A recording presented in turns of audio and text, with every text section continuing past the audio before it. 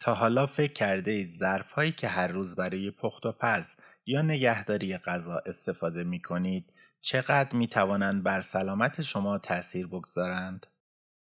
واقعیت این است که برخی از این ظروف می توانند به مرور زمان مواد مضر و حتی سرطانزا وارد غذاها کنند، بی آنکه متوجه شوید. سلام و درود، به کانال تندرست خوش اومدید. در این ویدئو نکات علمی و کاربردی سلامت ظروف را بررسی می کنیم. اینکه کدام جنس ها امن‌ترند و از کدام ها باید با احتیاط استفاده کنید. اگر سلامت خود و خانواده برایتان مهم است، این ویدئو را از کانال تندرست از دست ندهید. لازم است بدانید بعضی ظروف در حین گرم شدن و به مرور مواد سمی از خودشان به داخل غذاها آزاد می کنند. این سموم با غذاها وارد بدن شما شده و موجب عدم تعادل هورمونی، آسیب به اندامهای داخلی و حتی سرطان می شوند. در ادامه 5 ظرفی که برای استفاده خطرناک است را به ترتیب بدترین معرفی می کنم. با من همراه باشید. شماره 5. ظروف نچسب یا تفلون. ممکن است وقتی از ظروف تفلون استفاده می کنید چون روغن کمتری مصرف می شود خوشحال باشید و فکر کنید غذاهای سالمتری می پزید. اما این ظروف یک مشکل اساسی دارند و آن این است که در درجه حرارت بالا از خود مواد شیمیایی مضر به داخل غذاها و هوا آزاد می کنند. پوشش نچسب این ظروف از ماده شیمیایی به نام PTFE ساخته می شود که سبب نچسب شدن آنها می گردد. PTFE در درجه حرارت پایین سالم است، اما در حرارت بالای 260 درجه سانتیگراد شروع به تجزیه و آزاد کردن گازهای سمی می کند.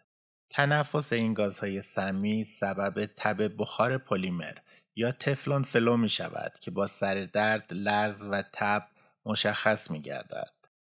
اکثر ظروف تفلون دارای PFOA نیز هستند که جزو مواد شیمیایی PFAS هستند. این مواد شیمیایی تجزیه ناپذیر هستند و همیشه در بدن یا محیط باقی می مانند و سبب آسیب کبد، مشکلات تیروئید، مشکلات هورمونی و حتی سرطان می شوند. و زمانی اثرات سمی ظروف تفلون بیشتر می شود که این ظروف خراشیده شده و بخشی از پوشش تفلون صدمه ببیند که در این حالت مواد شیمیایی و سمی مستقیما به داخل غذاها وارد می شوند و اگر این ظروف آسیب دیده با دماهای بالا مورد استفاده قرار گیرند خطرناکتر شده و مضراتشان بیشتر می شود. اگر شما آمادگی کنار گذاشتن این ظروف را ندارید، راههایی برای استفاده سالمتر آنها وجود دارد. اول اینکه با حرارت کم تا متوسط از آنها استفاده کنید، چون حرارت بالا آزاد شدن مواد سمی را در آنها افزایش می دهد. دوم اینکه اگر خراشیده شد یا آسیب دید، آن را دیگر استفاده نکنید، چون مواد سمی مستقیم از خراش‌ها و آسیب ظرف وارد غذاها می‌شوند. سوم اینکه در استفاده از این ظروف از قاشق چوبی یا سیلیکونی برای پیشگیری از خراش استفاده نمایید. شماره 4. ظروف آلومینیومی. استفاده از ظروف آلومینیومی خیلی رایج است، چون این ظرف‌ها سبک و مقرون به صرفه هستند و سریع داغ می‌شوند و مناسب هر نوع پخت و پزی هستند و همان خاصیتی که سبب داغ شدن فوری آن می‌شود، سبب مضر بودنش هم می‌شود.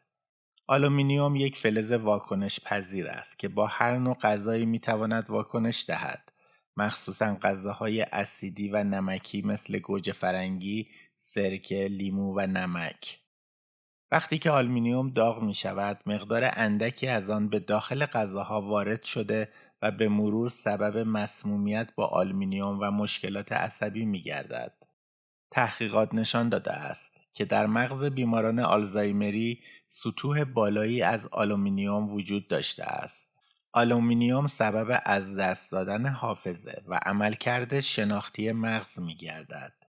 اما فقط مغز در معرض خطر آلومینیوم قرار ندارد، بلکه مقادیر زیاد آلومینیوم سبب ضعیف شدن استخوان‌ها نیز می‌شود، چون مانع جذب کلسیم در استخوان‌ها می‌گردد. همچنین سبب مشکلات گوارشی مثل نفخ شده و مانع جذب آهن می‌شود که منجر به کمخونی و خستگی دائمی می‌گردد و خطر مشکلات کلیوی را افزایش می‌دهد، مخصوصاً در افرادی که عملکرد کلیه‌هایشان ضعیف است. پخت و پز در دمای بالا و استفاده از ظروف آلومینیومی خراشیده و پخت غذاهای اسیدی و نمکی نفوذ آلومینیوم را به داخل غذاها بیشتر می کند. مثلا تهیه رب گوجه فرنگی در این ظروف بسیار مضر است، یا پختن گوشت ماهی آبلیمو زده در فویل آلومینیومی مضر است. ظروف آلومینیومی آنودایز شده یعنی دارای یک لایه پوششی اکسید شده با روش الکترولیز به خراش تا حدی مقاوم می شود و انتخاب بهتری نسبت به ظروف آلومینیوم معمولی هستند. و اگر از ظروف آلومینیومی استفاده می کنید، نباید در آنها مواد غذایی اسیدی یا نمکی بریزید و از حرارت کم تا متوسط استفاده کنید. اگر ظرف خراشیده شده یا آسیب ببیند، آن را کنار بگذارید و استفاده نکنید. ظروف آلومینیومی آنودایز بهتر از نوع معمولی آنها هستند. شماره 3. ظروف مسی. ظروف مسی بسیار سریع داغ می شوند و سرآشپزهای حرفه‌ای این ظرفها را دوست دارند.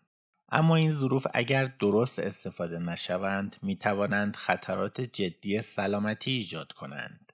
وقتی که ظروف مسی با غذاهای اسیدی مثل گوجه فرنگی، سرکه یا لیمو و غذاهای نمکی در تماس باشند، فلز می تواند به درون غذاها وارد شود و به مرور زمان فرد را مسموم کند و سبب تهوع، استفراغ و درد معده شود و مشکلات گوارشی مثل اسهال، مشکلات کبدی در اثر تجمع مس در بدن و مشکلات نورولوژیک ایجاد کند مثل تغییرات خلقی، فراموشی و خستگی روحی. مسمومیت با مس می تواند هورمون‌های بدن را به هم بریزد و بر متابولیسم و عملکرد ایمنی بدن اثر بگذارد. البته مس ماده معدنی است که به میزان بسیار اندک بدن ما به آن نیاز دارد، اما مقادیر بیشتر آن سمی است. این به ویژه برای مبتلایان به بیماری ویلسون خطرناک است، چون در این بیماری به شکل ارثی بدن قادر به متابولیسم و دفع مس نمی باشد و در نتیجه مس در بدن تجمع می یابد. غذاهای دارای سس و رب گوجه فرنگی، لیمو و سرکه که اسیدی هستند در این ظروف خطرناک محسوب می شوند، چون جدا شدن مس را به درون غذاها سرعت می دهند. خبر خوب این است که ظروف مسی با لایه‌ای از استیل یا قل پوشانده می شود و شما می توانید از زود گرم شدن این ظروف بهره ببرید بدون اینکه ضرری برای شما داشته باشد. این لایه پوششی محافظ مانع از تماس مستقیم مس با غذاها می شود و تا موقعی که این لایه خراشیده نشده یا آسیبی ندیده باشد، این ظروف مسی هم سالم هستند. اگر تا اینجا ویدیو برایتان مفید بوده است، ویدیو را لایک و کانال ما را سابسکرایب نمایید. شماره 2. ظروف پلاستیکی. ظروف پلاستیکی در همه جا هستند چون ارزان، سبک و در دسترس می باشند. اما وقتی در معرض حرارت قرار می گیرند، مواد شیمیایی سمی به غذاها و نوشیدنی‌های شما وارد می کنند که می تواند به طور جدی بر سلامت شما اثر بگذارد. پلاستیک دارای مواد شیمیایی BPA و فتالات می باشد که هر دو آنها ترشحات هورمونی را مختل می کنند، یعنی تولید و تنظیم هورمون‌ها را به هم می ریزند. حتی ورود مقادیر اندکی از آنها به بدن سبب مشکلات سلامتی می شود. پژوهش‌ها نشان داده است که در معرض این مواد شیمیایی قرار گرفتن منجر به افزایش فشار خون، افزایش خطر مقاومت انسولینی، چاقی و مشکلات هورمونی می شود که اختلالات هورمونی ممکن است منجر به سرطان پستان و پروستات بشود. BPA و فتالات همچنین سبب کاهش تعداد اسپرم، تخمک ضعیف و بیکیفیت و کندی در کودکان می شود. حرارت مشکلات را بدتر می کند. پلاستیک در حرارت اتاق بی ضرر است. اما وقتی آن را در مایکروویو و ماشین ظرفشویی می‌گذارید یا غذاهای داغ و اسیدی در آن می‌ریزید، شروع به تجزیه و رها کردن مواد سمی می‌کند. حتی ظروف پلاستیکی که روی آنها نوشته شده که در مایکروویو قابل استفاده است، هم در حرارت بالا مواد سمی به داخل غذاها وارد می‌کنند. ورود این مواد مضر به داخل بدن به مرور مشکلات سلامتی ایجاد می‌کند. جالب است که بدانید ظروف پلاستیکی یک بار مصرف حتی خطرناکتر است، چون آنها از پلاستیک های کم کیفیت ساخته می شوند که زودتر در محیط تجزیه شوند. نگهداری غذاهای اسیدی و چرب مثل سس گوجه فرنگی و سالاد در این ظروف یک بار مصرف سریعتر مواد مضر پلاستیکی را به این مواد غذایی وارد می کند. اگر شما نمی توانید به طور کامل ظروف پلاستیکی را کنار بگذارید، راههایی برای کم کردن خطرات این ظروف وجود دارد. مثلا از استفاده ظروف پلاستیکی در مایکروویو خودداری کنید. حتی ظروف بدون BPA نیز در حرارت می توانند مواد مضر آزاد کنند. ظروف پلاستیکی را در ماشین ظرفشویی نگذارید.